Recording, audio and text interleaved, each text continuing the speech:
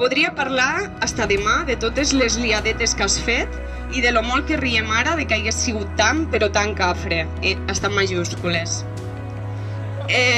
Ara sol vull dir-te que gràcies per cuidar-me tant, per fer també de germà gran, per ser